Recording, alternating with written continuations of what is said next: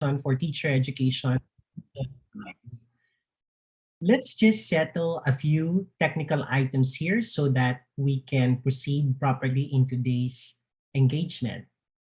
If you can hear me well, use the reaction button of a raise your thumb or a thumbs up sign, just so that I may know that I am coming in very clearly.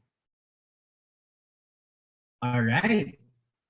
Thank you so much. I think we have a very active audience.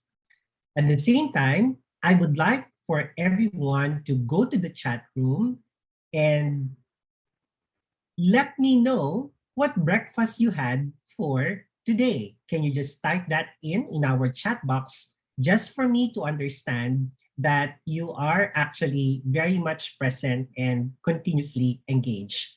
What was your breakfast for today? Interesting, huh? Okay, nice. So I think everyone can hear me, everyone can see me. Now, for me to feel that I am not alone in this conversation, I would like you to become active over the chat room. So I teach principles of flexible learning. And so it is important for us to maximize our conversation or chat rooms whenever you have something in mind, a question or an insight. That will help us continue our conversation properly. And hopefully, if we are able to connect with other students and faculty members over at FD Live, assuming that we are live, I'm also greeting you hello. Finally, at this beginning portion, I'd like to greet all of you a belated Happy World Teachers Day, which we celebrated last October the 5th. And so I am one with the rest of COD Day and PAFTE Region 5 that we are still continuing our celebration of World Teachers Day. After all, I think every day should be Teachers Day, and more importantly, Learners Day as well. I was tasked to speak to you on the matter about igniting the passion to teach. I would like to begin by concentrating on two important words that are found in your theme, namely the word ignite, and the other one is passion. These two words came from two important Latin words, ignis and pati. Ignis referring to fire and pati referring to passion. So when you set on fire your passion, it means a lot of things. But today, what we are going to focus on is setting on fire the passion of teaching and the passion to ensure that you are capable of moving forward in your role as prospective candidates to the teaching profession. So, I'd like now us to concentrate on how the first teacher was created in the first place, because we will draw inspiration from this story. So I'd like you to concentrate on the nuances of the story entitled, And God Made the Teacher. The story goes that on the sixth day, God created man. On the seventh day, he rested, but not so much to recuperate from the previous 6 days of work, but rather to prepare himself for the work he was going to do on the next day. And take note, my teacher education students, it was on the eighth day that God created the first teacher. Now, take note that the teacher, though taken from among men and women, had several significant modifications. In general, God made the teacher more durable than the others. Now go to the chat room and tell me how different is a teacher from all men and women. Give me a short phrase that tells you that indeed God created the teacher to be different from all other beings that he created. Let's see what those answers will be. You now have chance to write it on the chat room. Catherine Bondokoy said they are more knowledgeable. From the Ateneo de Naga University, Joyce Cortez said, or Tres Reyes, teachers make all the professionals. That was what was mentioned. From Regine Bajado, also the term knowledgeable. Are there other things that you know make the teacher different for all men and women? Okay. Ruby said versatile. Hannah said all-knowing. Okay, resourceful and flexible according to Jonette. There's the word teachers build the nation. That's a wonderful statement. Okay, now I will quickly go through what the story tells us about how unique these teachers are, or us in the first place. According to the story, the teacher was made to rise at 4 in the morning and go to bed no earlier than 11:30 in the evening, with no rest in between. The teacher had to be fit to correct over 100 research papers over Christmas vacation. In other words, we don't stop. We continue working and working. But you see, the story also tells us that despite the fact that the work of the teacher is tough, there's a lot of gentleness in the teacher. And here you'd see that the teacher was equipped with soft hands to dry the tears of the second grader whose pet goldfish drowned the night before, or those of the 16-year-old girl who was not asked to the prom. For many people, the teachers perform a lot of tough forms of work, but theirs would be the pair of hands that can move a lot of people into doing what is right and what is transformative. The story also suggests that there's a generous amount of patience that you will find among teachers. Like most of you right now are having difficulty staying on in the call, but you keep on logging in and attempting your best to listen. This is actually a manifestation of the brewing amount of patience that you are demonstrating as prospective candidates to the teaching profession. That patience is also demonstrated by the fact that teachers will find ways to repeat directions that he or she has just given or repeated for someone else. That patience also extends to the way teachers manage their very limited resources. I have heard of stories that when a student misses out on his or her lunch, there's the patient teacher extending even financial assistance just to make sure that the students are able to take the nutrition necessary to last for the day. There's also that amount of patience when the students fail the test. And I have seen a good number of teachers who really go a long way in order to make sure that these students are able to catch up and ensure that their competencies are addressed. And of course, teachers know for a fact that the education sector is seemingly under-resourced. And so if the textbooks haven't arrived today and the classes will be starting tomorrow, teachers will always have the proverbial bag of tricks in order to patiently attend to her duties for the opening of classes. But you see, the most important part of this story is how the heart of the teacher was described. According to the story, God gave the teacher a heart slightly bigger than the average human heart. Now, for those of you whose cameras are on, I would like you to show me a closed fist like this. Again, try to close your hands until you have this sign with you. It's a closed fist. And what you will see is the size of your heart. That's the average human heart. Now, take note, the teacher's heart had to be just the right size, big enough to love the following students.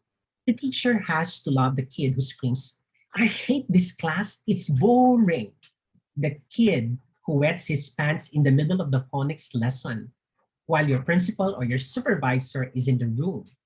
Or the kid who gets arrested for drunk driving on the day after he got an A on his essay entitled The Evils of Alcohol.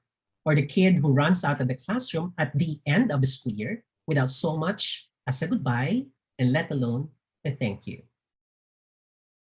But more important than love and patience, God gave all teachers an abundant supply of hope because our species, God knew, would always be hoping.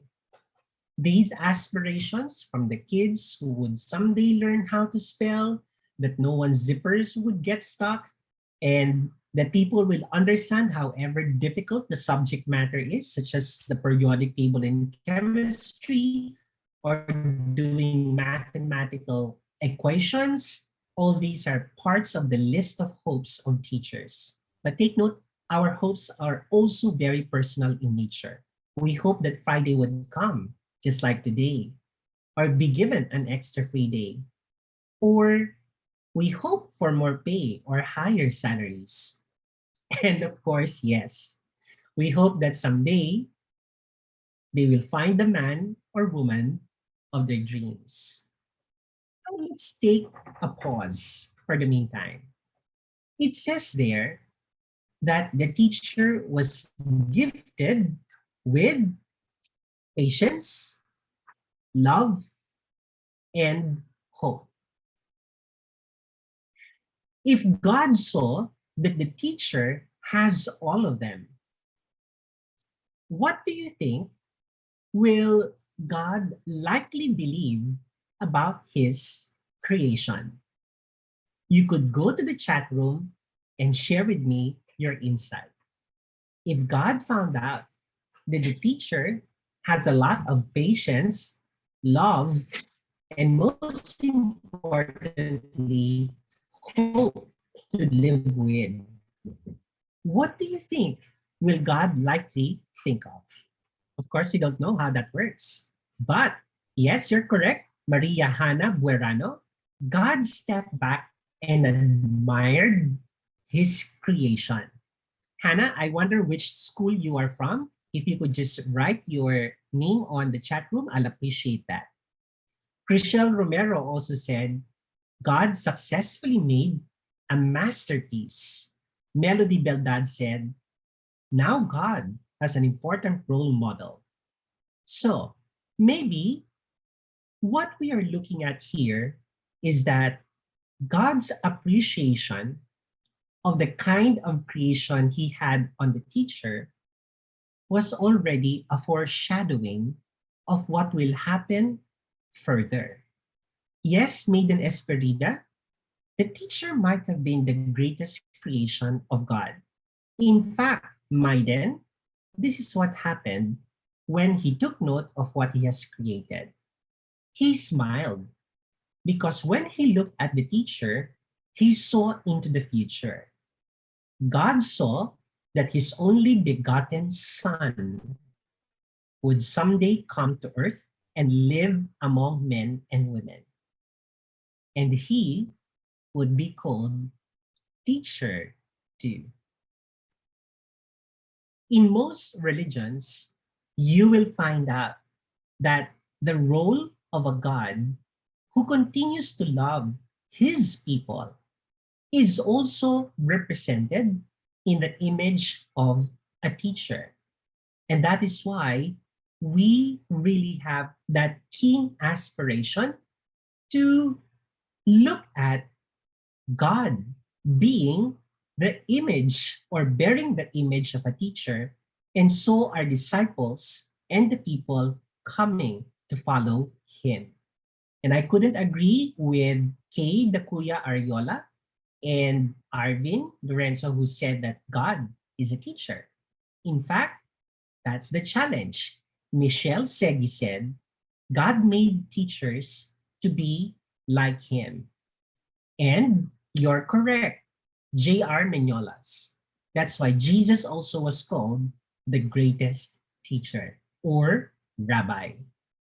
But you see, the role of a teacher is something that everyone has to really seriously think about.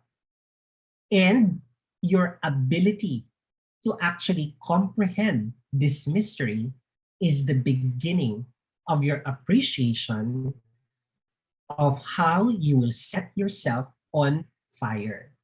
Because just like God, it also demands a lot of suffering. And that is why igniting the passion to teach means that you become more aware of the amount of suffering that is associated with being a teacher. Remember that it's not something easy to begin with. And you can learn from a lot of the insights and stories of your professors who have walked with you all this time. Especially during the pandemic, a lot of the suffering of teachers has been pronounced. In May 2021, the Alliance of Concerned Teachers has underscored that 70% of the 6,731 teachers they interviewed outright said that the distance learning workload is negatively impacting on their physical and mental health. Teachers are working longer hours this time, on top of the fact that they are also undergoing a lot of training. And that is why you, my dear teacher education students, should be thankful to PAFTE and to CODTE because despite the limitations, we continue to upskill, reskill, and cross-skill using these virtual learning platforms because it's never easy. Our job is to reach out to as many children as possible, no matter what the circumstances are. As you may see in this photo, which has become viral when a public school teacher was trying to cross a river to ensure that her students on the other side of town, separated by the river, will have access to the modules that she has prepared. But despite the heroism of teachers, would you believe that a critical number of DepEd teachers alone retire from the service at rank teacher 1, where the salary grade of a teacher 1 is salary grade 11, which translates to 23,877 as of 2021.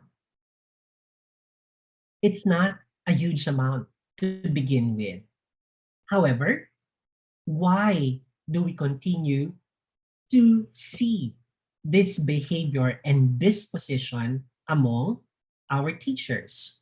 Rose Zyrene Marquez said that that's because teachers are on fire. And if we are on fire, whatever happens, we just continue the journey. You know, there's a cute meme which tells you how passionate teachers really are. And that is captured in the expression na popoy. For those of you who are familiar with the reference to the phenomenal film starring John Lloyd and Bea Alonso, it says there, Nagmahal ka lang naman ng sobra-sobra, pero sa huli, ikaw pa ang masasaktan. That's the kind of passion that teachers actually share. Yung mahal na mahal mo ang ginagawa mo, ang bawat batang itinatalaga sa iyo, pero mayroong sakit na nararamdaman.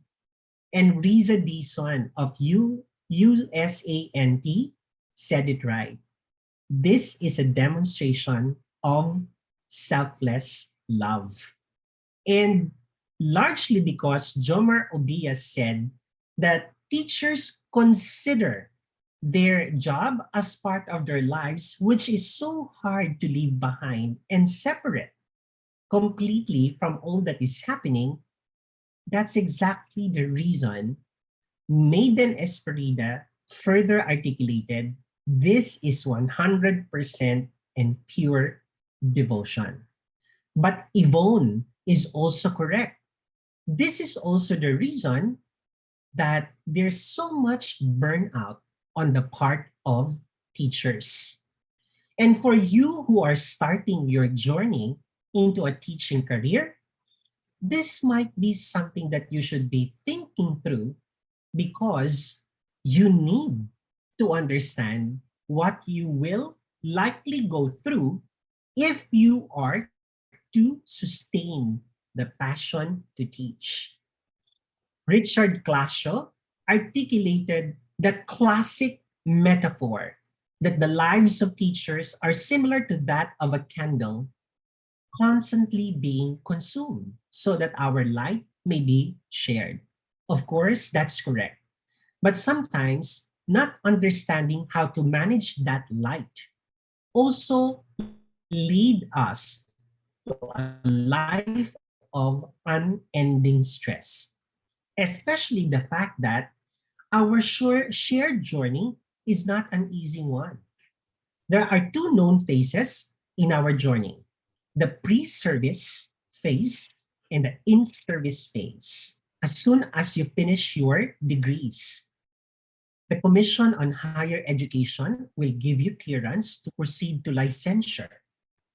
And after you obtain your license and you are recruited by DepEd or perhaps private schools and undergo induction as a government employee or a private employee for that matter, you will still need to learn continuously. Well, all professions will need to undergo continuing professional development. However, the demand for teachers to improve themselves is so much different, especially if you focus on what the government has set upon as characteristics of the teachers who will manage our education sector. For those of you who are currently studying teacher education, there are 8 major expectations called program outcomes common to all teacher education disciplines. And if you read carefully or take a screenshot of the first 4 major program outcomes, you can simply tell yourselves, ang dami palang expectations. And take note, there's gonna be more. And these expectations are not just any other expectations because you cannot just attend to one and forget the others. For example, if you look at PO8 or program outcome number 8 for teacher education students, it says there you will need to pursue lifelong learning for personal and professional growth through varied experiential and field-based opportunities. And that's the reason by your 3rd and 4th year levels, you will be going through an immersion of yourselves within situations that teachers really have to immerse themselves in. And take note that it is imperative for you to continue the same process even in remote learning conditions. Wait, there's more. And probably at this point, you're going to tell me, wow, there's really just too much to think through and to go through as someone aspiring to become a teacher. What are those things? They all begin with the letter F. F stands for frailty. As human beings, sometimes we have to suffer from the inability to understand our own limitations relative to the expectations of our profession. Sometimes we want to give everything, but your bodies are also frail and fragile. You and I have heard of countless stories of teachers spending the latter years of their lives getting sick because they are sometimes not so mindful of their state of wellness. Aside from frailty, teachers also suffer from a lot of frustration, which is our inability to manage a variety of overwhelming expectations. And true, Jeanette Colipano said that sometimes you feel that you are doing your best, but it's frustrating to know your best is sometimes not good enough because there will be several layers of expectations that will come one after another. And when you can no longer manage those expectations, that is when failure becomes inevitable. When you have the inability to deliver your commitments due to unrealistic expectations, that is the sign when you actually tell yourself you are at burnout stage. So, Gigi Delana is very much correct. Why do we still love the pathway to becoming a teacher despite the fact that it's gonna be difficult? Bakit nga ba mahal pa rin natin ang daan sa pagiging mga guro? And to the leaders of CODE and PAFTE, you will find in your own quiet moments, bakit nga ba dapat pang magpatuloy sa pagtuturo kung ganito naman kahirap ang ating landas na tinahak? Again, we will all go back to the expression, this is our passion. Because if I borrow the words of the great writer Viktor Frankl, he said, and I quote, what is to give light must endure burning. In other words, we all know the threats, dangers, and perils of the profession. But because of our ardent desire to light the life of others, we will need to be tested on and by fire. But it's easier said than done. As Glycel Atian said, when you do something because it's your obligation, it is called a work or a job. But if you love what you're doing, then it's called passion. Then, if that is the case, passion led all of us here. We are actually thinking of building the nation, supporting learners and their families through education, because through this, we gain more meaning. And so while I was introduced lengthily earlier, I would love for us to change our disposition of being introduced. Maybe next time, we tell ourselves, I'm Ed Fermin. Teaching is not my work, it's my passion. And if I'd live again, I'd still choose to be one. So it means celebrating the present that it is your ongoing passion. And if ever you're given another chance, you will do it again. To borrow the words of Edwin at Yan Salofrania, it's putting your heart in whatever you do so that more than success, meaning will come in. Kabuluhan, kahulugan, katuturan. When you love what you do, there's no amount of stress involved other than the little things that sometimes take you away from your focus. Sabi nga ni Christine Joy Cortez, minahal na natin, kaya dapat walang atrasan. And you know, Christine, the best way to achieve that is to know that our passion must also become our mission. And that's why Jacqueline Bolivar articulated, within the teacher, you will find the inspiration and motivation for students to achieve their dreams in their lives. But what do we mean by connecting with the aspiration to develop a mission out of this passion? Now, I'm going to show you a quick video clip on why teaching is both a passion and a mission. I would like you to direct your attention on the screen so that you could take a glimpse of the reason why it is so great to become a good teacher.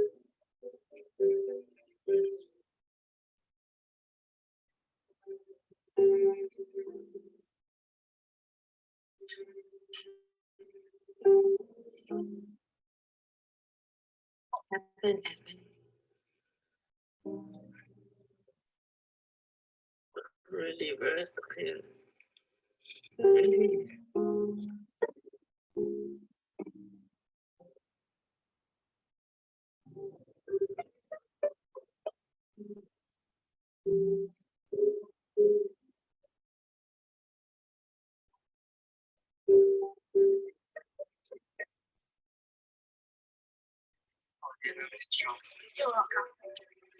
You can treat food as a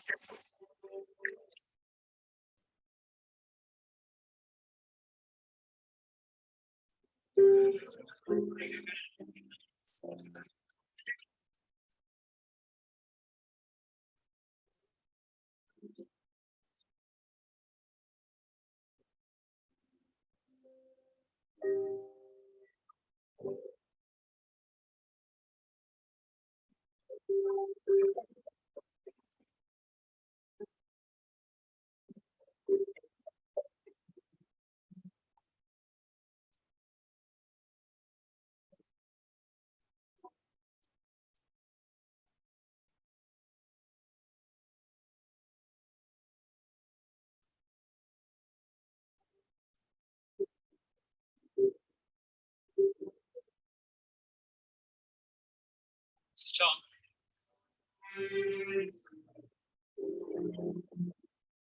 founded.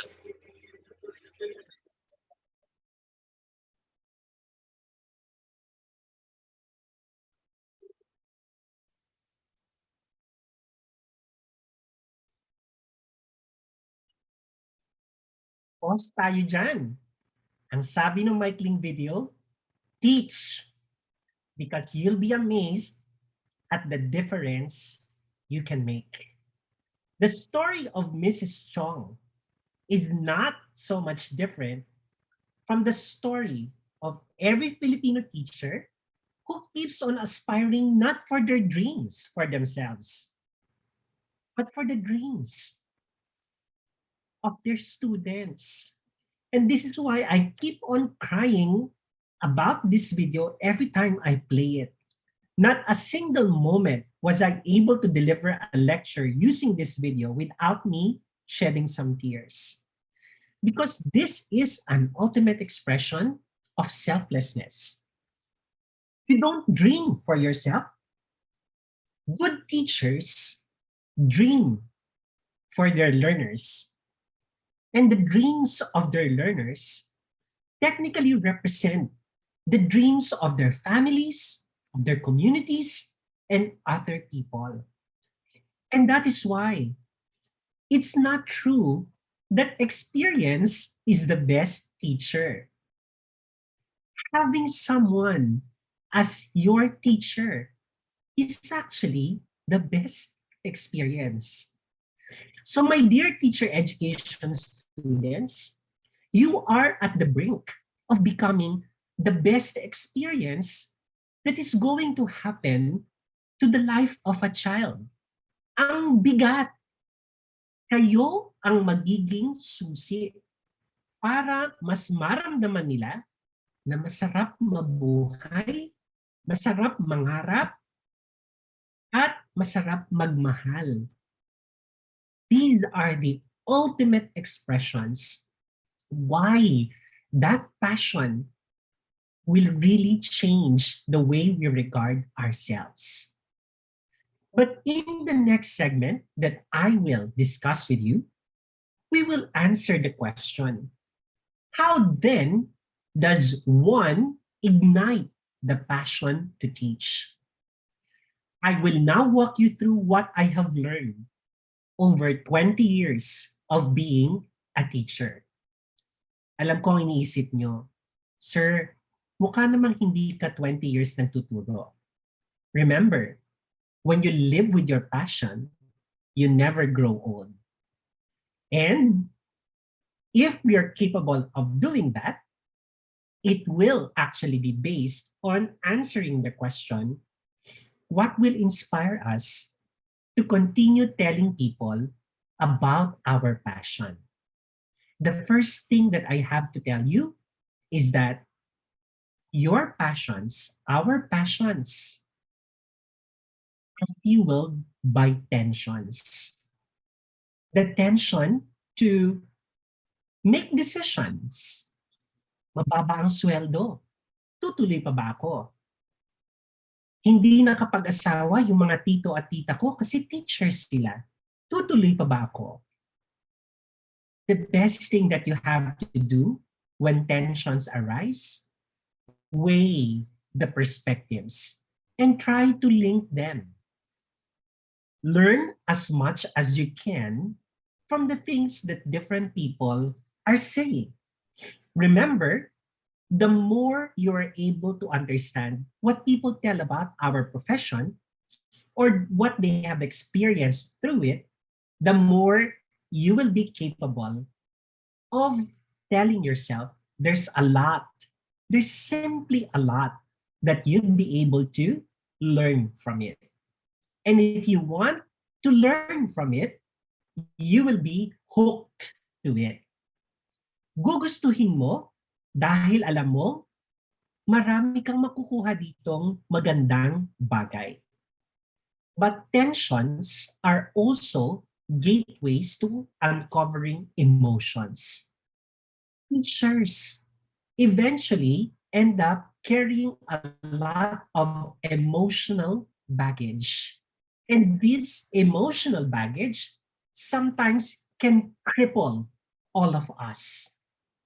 Mabuti sana, Erica Refeke, if we learn along the process when our emotions burst suddenly. But sometimes it's difficult.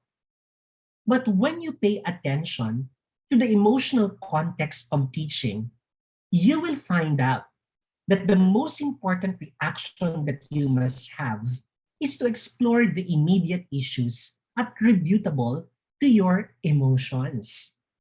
You know, I would love to say that teachers, being highly emotional individuals, understand the deepest yearnings of the human soul. It takes the eyes, the hands, the heart of a teacher to understand what is the deepest yearning of every learner. That's what Carlene Medes is saying in the chat room. Our students have big dreams, and those are reasons enough for us to get going. But when the going gets tough, our passion is put to test.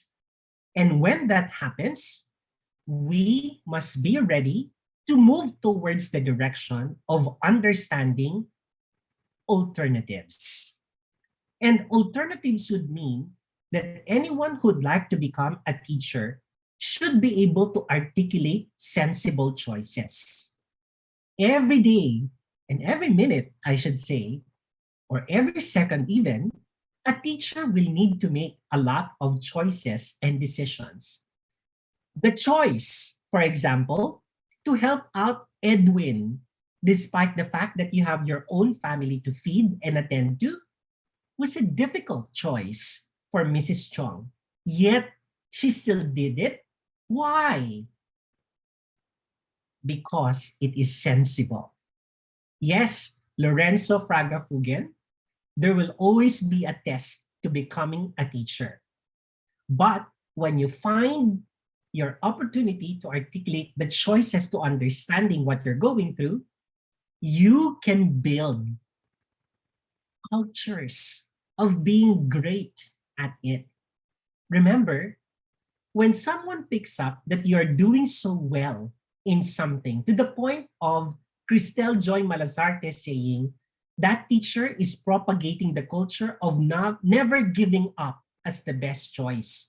And when people start to connect with you because they are inspired by what you do, then connections will be revitalized. You will put more life. You will animate the relationships that are out there. And when that happens, Cindy Divina, you're so correct. You will never be able to escape the reality that what you're doing so well brings you happiness. And that's what your heart really desires.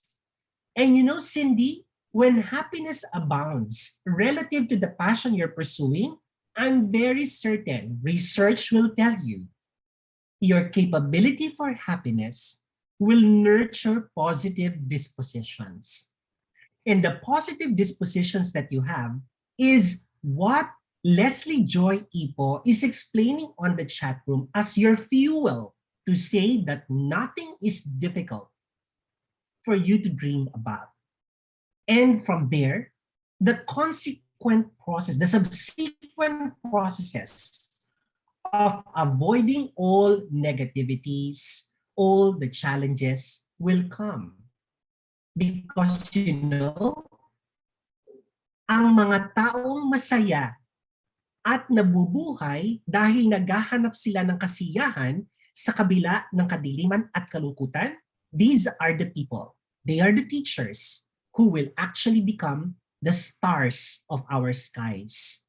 Because Brian Littrell once said, the people who aspire for the highest things in life, sometimes they will never shoot the moon, the highest level of their aspiration. But that's okay, because even if you do not get to the moon or shoot the moon, Brian Littrell said, even if you miss, you will land among the stars. So there's nothing for you to actually waste as an opportunity. As Carlene Medes also said, our action to actually aspire for something bigger than ourselves is a choice. And that choice, according to Cassandra Bolaños, is what we need to naturally nurture, even in the case of failure. Because even in the case of failure, you will find out that you did not fail at all. Because sometimes when you fail at something, you will just discover there were some ways that won't work. And so it will propel you to actually look for something else that will make things really, really work. Dr. Pete Bermuda is correct. It's like thinking big, but you also start small. Because when you look at it that way, we will lose our fear of being wrong. Because the fear of being wrong will prevent you from even starting to ignite your passion. But let me tell you why that passion doesn't come along too often. That's because you do not pay attention. Okay? So be mindful. Notice your surrounding, the people, the situations. You see, this bridges intuitiveness. Intuitiveness is your capacity to be mindful, to notice what's happening around you. Because when you notice, for example, that something old is not working, Peter Drucker, the guru of innovation in the 21st century, will tell you, then find something new. But you cannot do something new unless you pay attention that one thing or another is no longer working. So, if you're the type who's so uncomfortable with everything that's old, not I did not say anyone who's old, huh? But I said anything that's old and it's not working, you will be driven to innovate. And innovation is a measure of your passion. Larry Ellison, the co-founder of Oracle, one of the greatest business solutions teams in the world, said, and I quote, when you innovate, you've got to be prepared for telling you that you are nuts. When Efren Peña Florida, the great Cariton classroom teacher, pushed the first Cariton, everyone was saying, baliw tong teacher na to. Bakit siya magtutulak? Meron namang classroom. But what did we learn from Efren Peña Florida? Not every student can actually go to the classroom. Walang pamasahe, walang pagkain, walang uniform. O di sa halip na sila yung hihintayin sa classroom, puntahan nyo na. And that's the story of resilience and innovation that passionate teachers are able to show. And do you know why they do it? Well, because they know that they should not be doubting their capability to do something great and creative.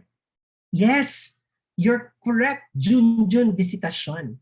It's like the adaptiveness of the teacher. When you actually tell yourself, I can do this, I could give this a try. As John Albert Montejo pointed out, that confidence will bridge your appreciation of the nobleness of our profession. And Cassandra Bolaños even said, kapag lumabas ka sa comfort zone, you will grow. And because Emil Rascano said, we want to teach everyone, therefore, we should never stop teaching them and finding ways to uncovering their real nobleness. And when you start doing that, you technically make your passion a new model for other people to emulate. You become their inspiring model. You know, when people tell me, sir, how to be you? I reply by saying, if you're looking at me as a model, would you be willing to follow the same habits that I have? And then they will tell me, sir, parang ang hirap naman po. Then I may not be the right model for you. Then find other models. And later I will tell you where those models can actually come from. But here's a tip. When you choose your model, choose the model who actually does not talk about ideas. It's difficult to work with people who constantly talk about ideas, but they never translate them into actual reality. Take note, there are people who will tell you, I am happy about being a teacher. But did that teacher actually influence others to do something different? Yes, Julius Tapaya, it has to be that your idea has a purpose. It needs to become visible. It needs to become lived and experienced because that's the only time you could reach the last condition to make your passion really something meaningful. That is seeking for your passion to become your gateway to greatness. But the slide here tells you if you want to achieve greatness, you must stop asking for permission whether you could do it or not. And I tell you, for all the teacher education specialists in this call, these first and second year teacher education students should be taught to stop asking permission from you for them to try something that they think is innovative. Let them take charge. Correct, Rose Cyrene Marquez.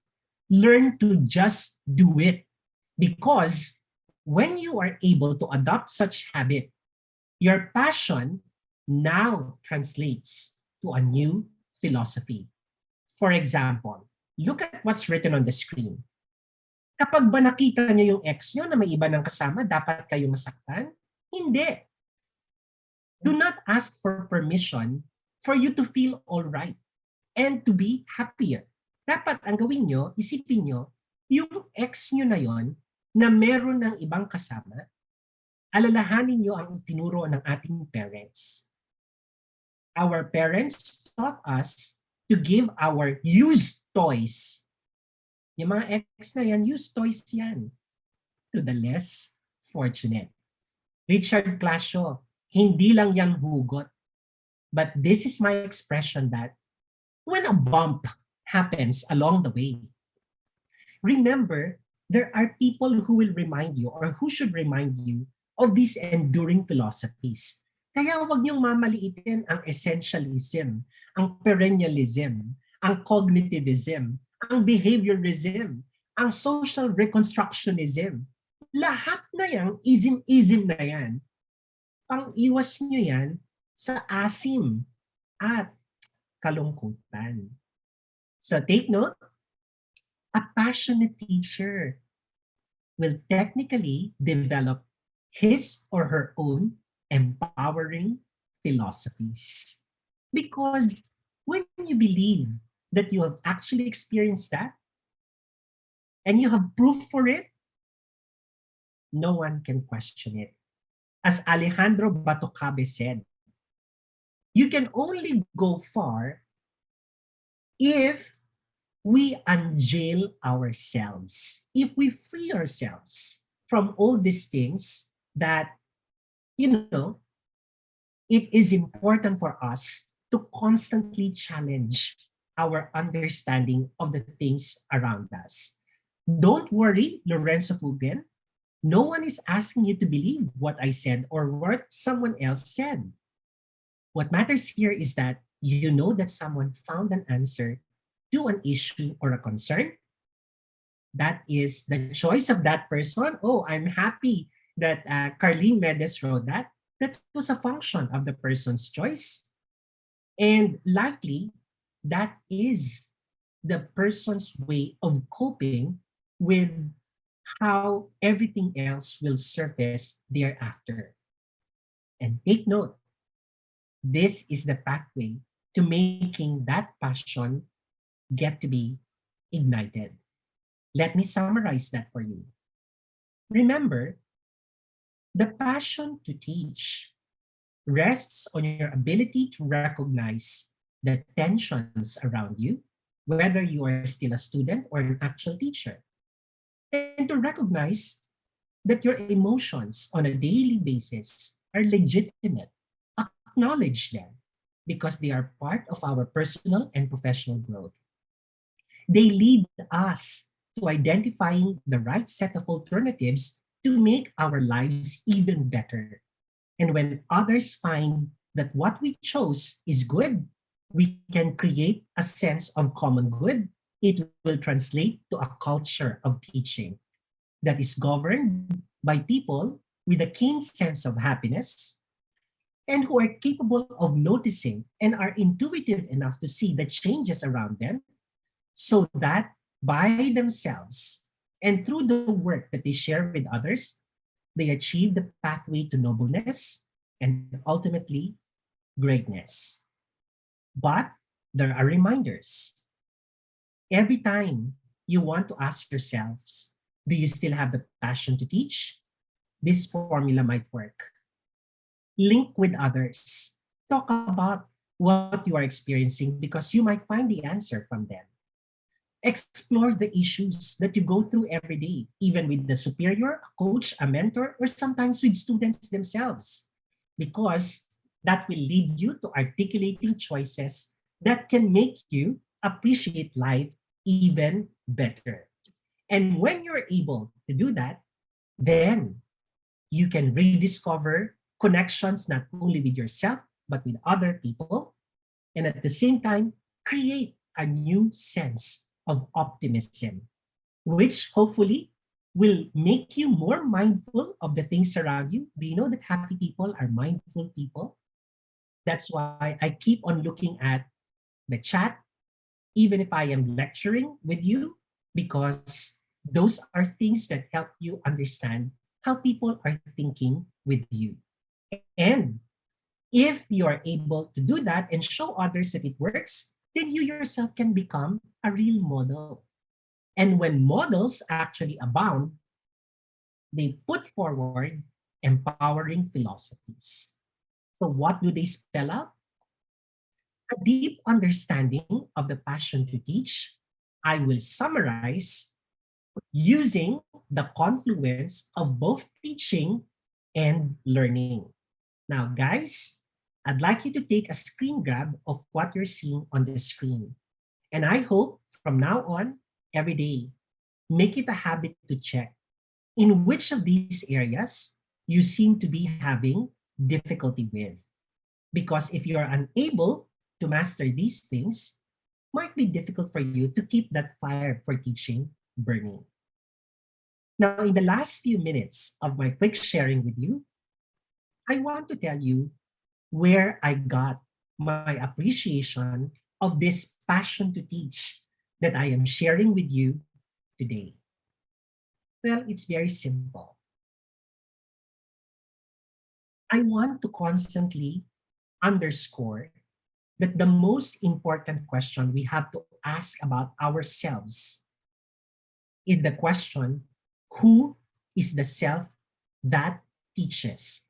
Sino ka bilang isang guro? My best read ever to understand philosophy of teaching was written by Parker J. Palmer in 1998, which I have read at the time I was a third year college student. The book is entitled The Courage to Teach. This is the part that I really love the most because he said, who is the self that teaches is the question at the heart of my own vocation. If we openly and honestly address it alone and together, we can help education bring more light and life to the world. So, my dear prospective teachers and my fellow teachers and teacher education specialists, our individual and shared appreciation of the passion to teach begins with a network of stories that built our character as teachers. It can begin from your story of family.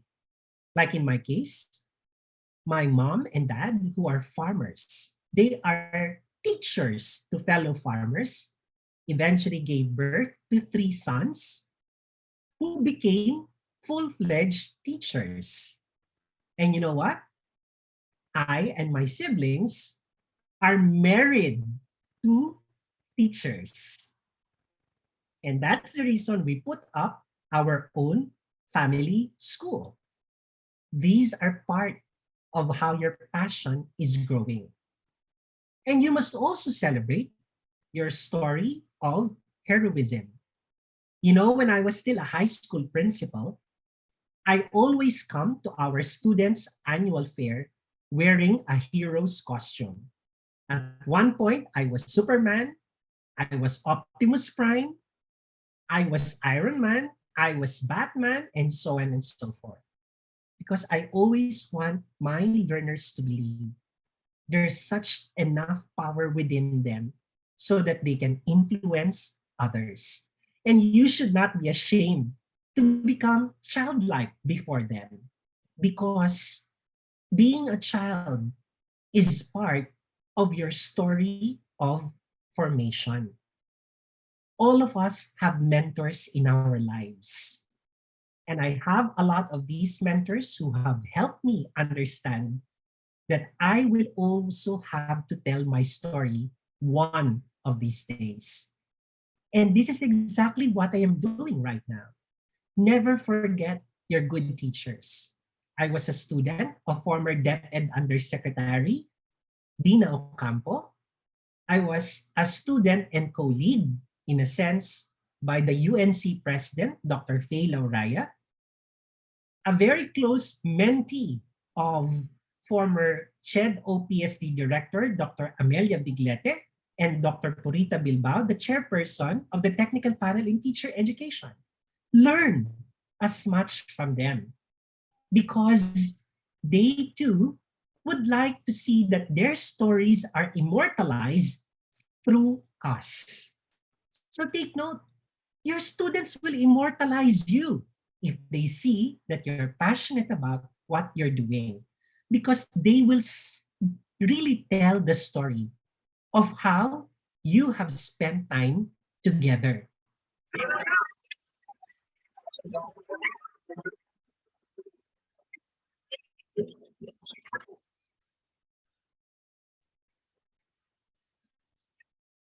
See that? This is a snapshot of the largest teacher training that I have conducted with about 1,000 people in a huge hall, but all of us are having fun. And it doesn't matter if we are actually busy standing and playing a game. It's the story of togetherness that makes that passion really something shareable to everyone. And you know, that's the reason eventually from the Philippines, I had to connect with the greater world out there. My own sense of passion has been able to connect me with the rest of the globe and make common causes with international experts and educators who eventually widened my horizon and my perspective about being a teacher. Para sa inyong lahat na nag-iisip na hanggang classroom lang ang destinasyon natin, hindi yan totoo. Ang buong mundo ang ating silid-aralan. And if we keep doing well what we are doing, one of these days, you will be recognized as an expert in your field. Very true, Cheryl Mirabite. One day, we will become the best version of the teachers we envision ourselves to be. And if you actually can do this, take note. You need to fuel your story with those of stories that are emanating from the friendship you will develop from your fellow teachers. I would say I've only kept within my innermost circles the best friends and teachers I have had in my life. You will be exposed to a lot, but if you keep just the small number of people who will constantly tell you, Oy kapatid, Bes, malungkot ka ngayon, ano nangyari? These are the people who will actually fuel your passion through their friendship. And take note, take care of your ability to make good friendship with people and your colleagues. Because just like me, it's my capability to strengthen friendship that led me to my own forever. Hindi po lahat ng teacher dapat maging single forever. Do you know that years back, my wife and I attended our annual student fair and there was a marriage booth. At that time, we were just, playing with the idea, ano kaya? What if? But take note, ikinasal kami doon sa marriage booth, but 10 years after, we actually became a married couple. And why am I telling you this? My dear students and educators, my story, your stories will ignite and sustain your passion. Because when you believe that your stories are powerful enough to sustain what you are doing, then you are brave enough to actually give things a try. Maraming salamat po at sana magpatuloy ang inyong paglalakbay ng may katapangan ng loob upang paglingkuran ang bawat mag-aaral na naghahangad ng mas makabuluhang pamumuhay. Thank you, everyone. Thank you very much, Dr. Fermin, for sharing your